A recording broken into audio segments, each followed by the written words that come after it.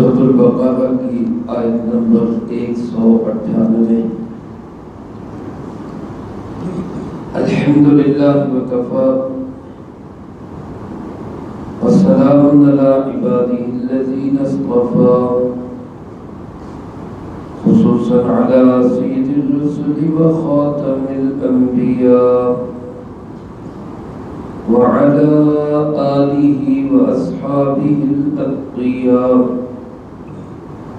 اما بعد فاعوذ باللہ من الشیطان الرجیم، بسم اللہ الرحمن الرحیم۔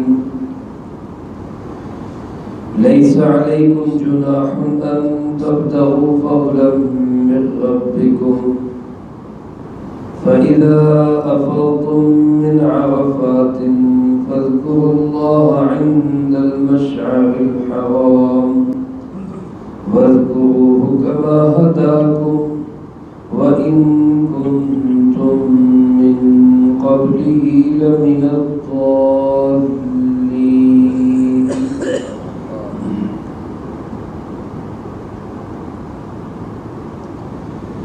لیس علیکم جناح، تم پر کوئی حرج نہیں ہے، ان تبتغوا فضلا من ربکم، اس بات میں کہ تم تلاش کرو اپنے پروردگار کے فضل کو۔ فَإِذَا أَفَضْتُم مِّنْ عَرَفَاتٍ، پھر جب تم واپس پلٹو عرفات سے، فَاذْكُرُوا اللَّهَ عِندَ الْمَشْعَرِ الْحَرَامِ، اللہ کو خوب یاد کرو مشعر حرام کے پاس۔ وَاذْكُرُوهُ كَمَا هَدَاكُمْ، اور اس کو ایسے یاد کرو جیسے اس نے تمہاری رہنمائی کی۔ وَإِن كُنتُم مِّن قَبْلِهِ، اگرچہ تم لوگ اس سے پہلے لَمِنَ الضَّالِّينَ، ناواقفوں میں سے تھے۔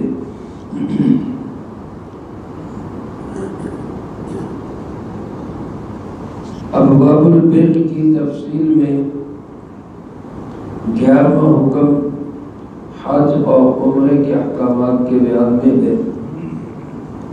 اس سے پہلے آپ حضرات 2 آیات میں حج کے متعلق بہت سارے احکامات سماعت فرما چکے۔ یہ سلسلے کی 3ری آیت مبارکہ ہے، اور اس میں بھی اللہ رب العالمین نے حج ہی کے متعلق کچھ احکامات بیان فرمائے۔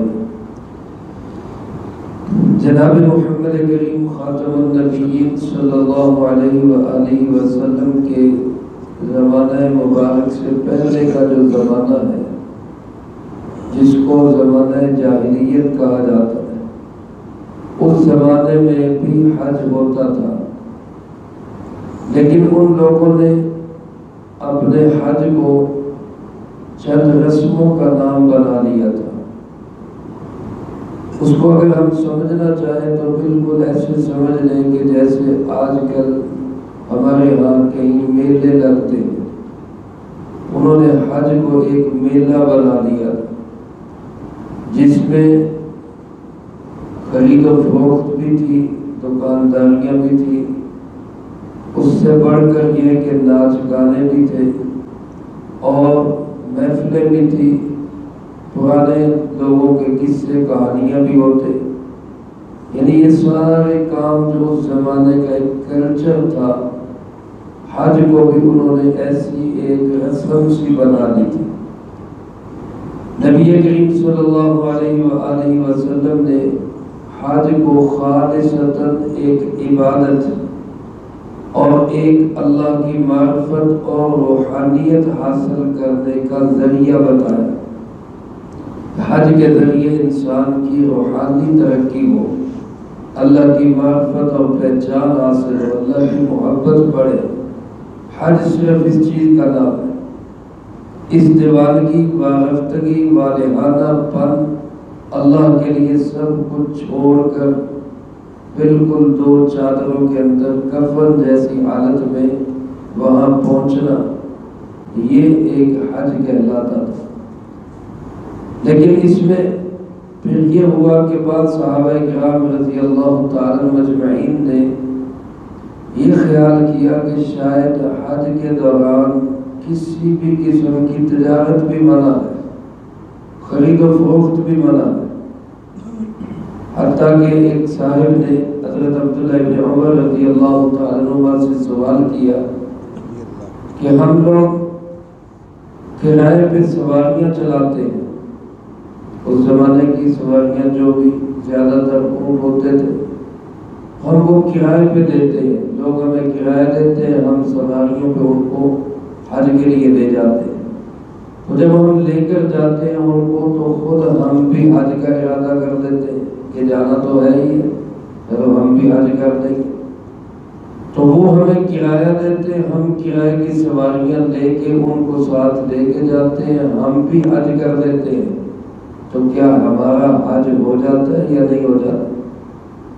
حضرت عبداللہ بن عمر رضی اللہ تعالیٰ عنہ نے فرمایا کہ بعینہ یہی سوال جناب محمد کریم صلی اللہ علیہ وسلم سے کیا گیا تھا کہ کچھ لوگ کرائے کی سواریاں لے کر وہاں تک جاتے تھے اور وہ بھی ساتھ اپنا حج کر دیتے تھے۔ جیسے مثال کے طور پہ اب تو خیر بھائی ایئر جاتے ہیں سارے، اگر جہاز کا پائلٹ بھی نیت کر دے کہ میں نے جہاز تو لے کے جانا ہی ہے، اپنا کام کرنا ہے، اپنی ملازمت کرنی ہے، چلو میں بھی ساتھ حج کر لیتا ہوں۔ یا اگر کہیں بھائی روڈ شروع ہو جائے، حج اللہ کرے شروع ہو جائے، تو اب سواریاں لے کر لوگ جائیں، بسیں لے کر جائیں، گاڑیاں لے کر جائیں، اب وہ بسوں والے گاڑیوں والے وہ بھی کہیں کہ چلو ہم نے سواریاں تو لے کے جانی ہے، ہم بھی ساتھ حج کر لیں۔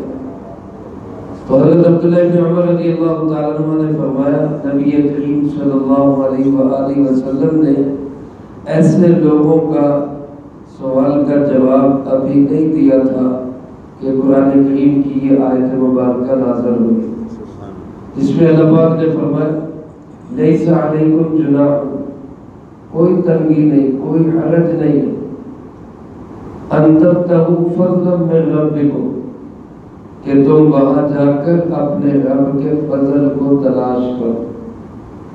یعنی فضل سے مراد رزق حلال ہے، یعنی وہاں جا کر تجارت کر دو، مزدوری کر دو، کام کاج کر دو، دوران حج وہاں پہ کوئی ایسا کاروبار کر دو جس سے کوئی تمہیں فائدہ ہو جائے، رزق حلال نصیب ہو جائے، اللہ کا فضل تمہیں مل جائے، اس میں کوئی تنگی کوئی حرج نہیں۔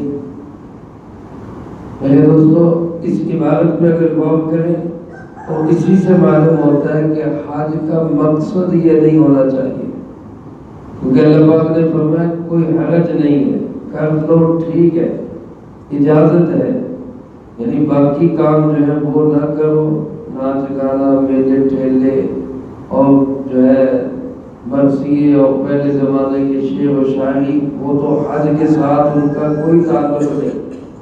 گزشتہ اس میں یہ بات آ گئی، گناہ کے کاموں کا حج کے ساتھ کوئی تعلق نہیں، لیکن اگر محنت مزدوری رزق حلال کاروبار تجارت جائز وہاں پر کام کوئی کر لیتا ہے تو اللہ پاک فرماتے ہیں اس میں کوئی حرج نہیں ہے۔ یہ کوئی حرج نہیں ہے یہ عبارت بتاتی ہے کہ بہرحال حج اس مقصد کے لیے نہیں ہونا چاہیے۔ چنانچہ علماء نے لکھا ہے کہ حج کے جو 5 ایام ہیں بالخصوص 8 9 10 11 12 ذی الحج، ان 5 دنوں میں تو کوئی کام نہیں کرنا چاہیے، سب چھوڑ کے صرف اللہ کی طرف متوجہ ہونا چاہیے، کیونکہ یہی 5 دن تو حج کی اصل کمائی کے دن ہے، اللہ کے ذکر کے دن ہے، روحانیت بڑھانے کے دن ہے، اللہ سے تعلق بڑھانے کے دن ہے۔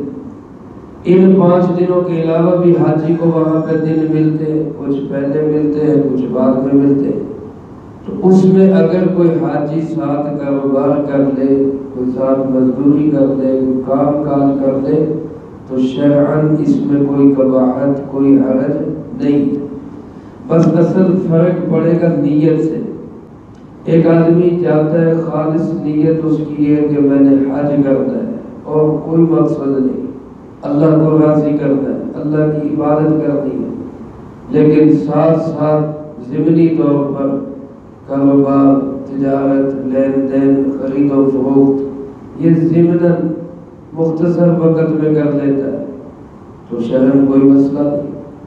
لیکن ایک آدمی اس نیت کے ساتھ جاتا ہے کہ حج بھی کرنا ہے، تجارت بھی کرنی ہے، دونوں ساتھ ساتھ چلا لیں، یہ بھی مناسب نہیں ہے، کیونکہ حج جیسی اہم ترین عبادت کو دنیا کے کام کے ساتھ ملانا بھی درست نہیں۔ لیکن ایک آدمی تیسرا جو ہے وہ خالصتاً جاتا ہی تجارت کے لیے، حج برائے نام ہے، اصل مقصد تو تجارت ہے، خرید و فروخت ہے، سامان خریدنا ہے، چلو ساتھ ساتھ حج بھی کر لیں گے، تو پھر ایسے حج کا کوئی فائدہ نہیں ہے۔ بہرحال اپنی نیت درست رکھتے ہوئے اگر کوئی آدمی خالصتاً حج کے لیے جائے، ضمناً ساتھ کوئی کام کاج، مزدوری، محنت، تجارت کر لے، اللہ پاک فرماتے ہیں اس میں کوئی تنگی، کوئی حرج نہیں۔ ایک مسئلہ ہو گیا۔ دوسرا مسئلہ یہ کہ حج کا اہم ترین رکن جو ہے وہ وقوف عرفہ ہے۔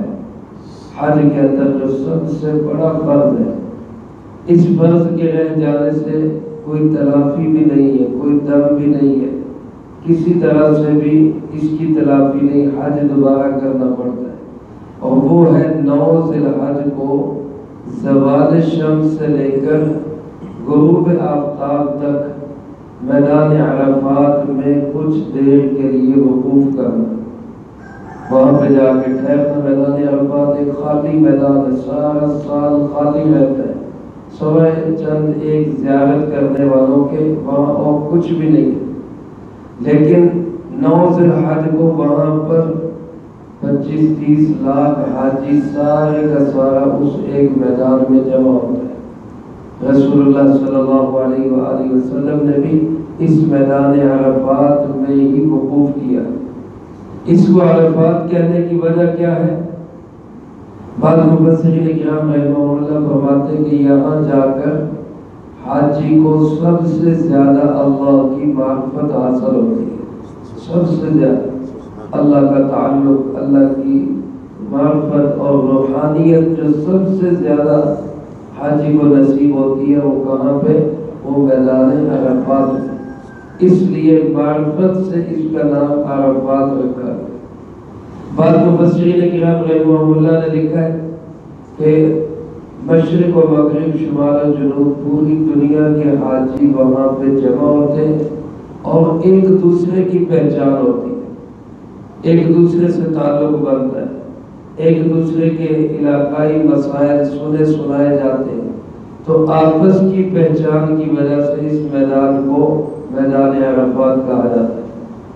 بعض حضرات مفسرین کرام رحمہ اللہ نے یہ بات بھی لکھی ہے کہ اس میدان میں حضرت آدم اور حضرت حوا علیہ السلام جب زمین پر اتارے گئے، حضرت حوا کو تو اللہ پاک نے اتارا جدہ کے اندر۔ جدہ کو بعض علماء فرماتے ہیں جدہ کہتے ہیں اس لیے جدہ کا معنی ہوتا ہے دادی یا نانی۔ حضرت حوا علیہ السلام ہماری دادی بھی ہے، ہماری نانی بھی ہے، ہماری اماں بھی ہے، اس لیے اس کا نام ہی جدہ ہے۔ اور حضرت آدم علیہ السلام کو سری لنکا کے قریب مالدیپ کے جو جزائر ہیں وہاں پہ اتارا گیا۔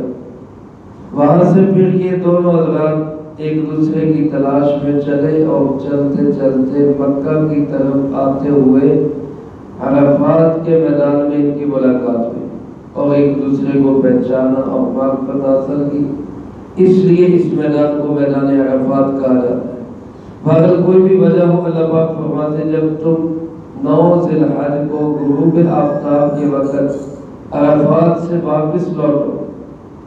علماء نے لکھا کہ عرفات میں جانے کا ذکر اس لیے کیا کہ جو قریش کے بڑے بڑے سردار تھے وہ عرفات میں نہیں جاتے تھے، کیونکہ میدان عرفات جو ہے یہ ہے حرم سے باہر، مزدلفہ کا جو علاقہ ہے یہ ہے حرم کے اندر، تو وہ مشقت سے بچتے ہوئے کہہ رہتے تھے کہ ہم جناب قریشی ہیں، ہم سردار ہیں، اس لیے ہم حرم سے باہر نہیں جائیں گے۔ تو اللہ پاک نے وہ یہ بتلایا کہ قریشی ہو، غیر قریشی ہو، سردار ہو، نوکر ہو، دنیا کا کسی بھی طبقے سے تعلق رکھتا ہو، جس نے حج کرنا ہے اس کو میدان عرفات میں جانا ہوگا۔ یہ نہیں کہہ سکتے کہ جناب ہم صدر ہیں، ہم وزیر ہیں، ہم شہزادے ہیں، ہم بڑے ہیں، ہم فلاں ہیں، ہم یہاں نہیں جائیں گے، سب میدان عرفات میں جائیں، پھر حج ہوگا۔ اور جب حج کا یہ بڑا رکن ادا کر کے مغرب کے وقت وہاں سے واپس لوٹے تو فرمایا فاذکروا اللہ عند المشعر الحرام، پھر مشعر حرام کے نزدیک اللہ کو یاد کرو۔ مشعر کہتے ہیں علامت کو، اور حرام کہتے ہیں محترم کو۔ محترم علامت سے مراد علماء نے لکھا جبل قزا، ایک پہاڑی ہے جو مزدلفہ کے اندر ہے، وہاں پہ وقوف کیا جاتا ہے۔ اللہ کے محبوب صلی اللہ علیہ وسلم میدان عرفات سے غروب آفتاب کے وقت چلے، نماز نہیں وہاں پڑھی، نماز مغرب اور عشاء کی اکٹھی پڑھی آ کر مزدلفہ کے اندر عشاء کے وقت۔ حج کا حکم یہی ہے، ظہر اور عصر میدان عرفات میں اکٹھی ہوں گی، اور مغرب اور عشاء مزدلفہ کے اندر اکٹھی ہوں گی۔ اس کے علاوہ دو نمازوں کو کہیں بھی ایک وقت میں جمع کرنا یہ جائز نہیں ہے۔ بندہ کہے کہ دو نمازیں اکٹھی پڑھ لیں، ایسا شریعت میں کہیں نہیں ہے۔ ہاں بیمار کو، مسافر کو اس کی اجازت ہے کہ ظہر آخری وقت میں پڑھے ظہر کے وقت میں، اور عصر شروع کے وقت میں پڑھ لے۔ مثلا سفر کر رہا ہے تو آج کل جو ہے عصر کا وقت وہ تقریباً 4:30 پر عصر کا وقت ہو گیا، اب وہ 4:20-25 پہ رکے، پہلے ظہر کی نماز پڑھے، 2-4 منٹ انتظار کرے، پھر عصر کی نماز پڑھے۔ اس طرح تو جمع ہو سکتی ہے، اس کو صورتاً جمع کہا جا سکتا ہے۔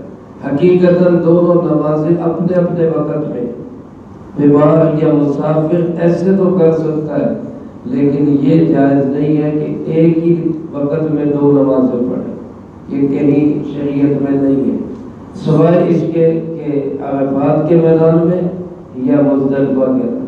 تو اللہ پاک فرماتے اس مشعر حرام کے پاس اللہ کو خوب یاد کر، اور اللہ کو یاد کیسے کرنا ہے؟ اپنی مرضی سے نہیں، عبادت بھی تم نے اپنی خواہش کے مطابق نہیں کرنی، اللہ کو یاد بھی اپنی چاہت اور تمنا کے مطابق نہیں کرنا، بلکہ فرمایا وَاذْكُرُوهُ كَمَا هَدَاكُمْ، اللہ کو ایسے یاد کرو جیسے اس نے تمہیں بتلایا ہے، جیسے اس نے تمہاری رہنمائی کی، جس طرح اس نے تمہیں ہدایت دی ہے، تو اس طرح اس طریقے کے مطابق اللہ کو یاد کرو۔ معلوم ہوا شریعت کے اندر کوئی بھی عبادت جو ہوگی وہ طریقے کے مطابق ہوگی۔ دیکھو میرے بھائیو، ہم نماز پڑھتے ہیں تو پہلے تکبیر تحریمہ کہہ کر قیام کرتے ہیں، پھر رکوع، پھر 2 سجدے، پھر اس کے بعد تحیات۔ اب اگر کوئی شخص کہے یار مجھے تو سجدے میں بڑا لطف آتا ہے، لہذا میں تو پہلے سجدہ کروں گا، پھر رکوع کروں گا، پھر قیام کروں گا، پھر تحیات، سارے ارکان نماز کی ادا کریں، لیکن ایمانداری سے بتائیں نماز ہو جائے گی؟ اس کی نماز نہیں ہوگی۔ کیوں؟ نماز اللہ کو، عبادت اللہ کو وہی پسند ہے جو طریقے کے مطابق، طریقے سے ہٹ کے چاہے کوئی بندہ کتنا ہی بڑا اور نیک عمل کرے، اللہ کے نزدیک اس کی کوئی حیثیت نہیں۔ اللہ پاک فرماتے ہیں خوب اللہ کو یاد کرو، اس لیے بھی کہ اللہ نے تمہیں ہدایت دی، وَإِن كُنتُم مِّن قَبْلِهِ لَمِنَ الضَّالِّينَ، جبکہ اس سے پہلے تو تم لوگ بالکل ناواقف تھے، تمہیں کوئی پتہ نہیں تھا۔ ظاہر ہے جب اسلام نہیں آیا تھا تو تب تک تو ان احکامات کا کوئی پتہ ہی نہیں تھا۔ ہمیں بھی یہ سارے احکامات جناب نبی پاک صلی اللہ علیہ وسلم کی محنت سے ملے، اس لیے فرمایا اس نعمت پہ شکر ادا کرتے ہوئے بھی اللہ کو خوب یاد کر۔ یہ حج کے کچھ احکامات ہیں، مزید آگے مزید احکامات بیان کیے گئے۔ اللہ پاک ہم سب کو اپنے محبوب صلی اللہ علیہ وسلم کے طریقے کے مطابق پوری زندگی عمل کرنے کی توفیق نصیب فرمائے۔ اللہم انت السلام و منک السلام تبارک ربنا وتعالی یا ذا الجلال والاکرام۔ اللہم اعنا علی ذکرک وشکرک وحسن عبادتک۔ اللہم احسن عاقبتنا فی الامور کلها وأجرنا من خزي الدنيا وعذاب الآخرة۔ اللهم باقية كباقية الوليد، اللهم استر عوراتنا وآمن روعاتنا، اللهم إنا نجعلك في نحورهم ونعوذ بك من شرورهم، اللهم اكفنا بحلالك عن حرامك وأغننا بفضلك عمن سواك، اللهم اكفنا كل مهم من حيث شئت ومن أين شئت، رب اغفر وارحم وأنت خير الراحمين، رب ارحمهما كما ربياني صغيرا، اللهم إني أسألك الصحة والعفة والأمانة وحسن الخلق والرضا بالقدر۔ ہمارے محترم رانا محمد شفیق صاحب کے بھائی رانا حفیظ صاحب بیمار ہیں، انہوں نے دعا کے لیے کہا ہے، دعا فرمائیں اللہ پاک ان کو صحت کاملہ نصیب فرمائے۔ اے اللہ تمام بیماروں کو شفا کاملہ نصیب فرما۔ عذیب الباس رب الناس واشف انت الشافی لا شفاء الا شفاء شفاء لا یغادر سقما۔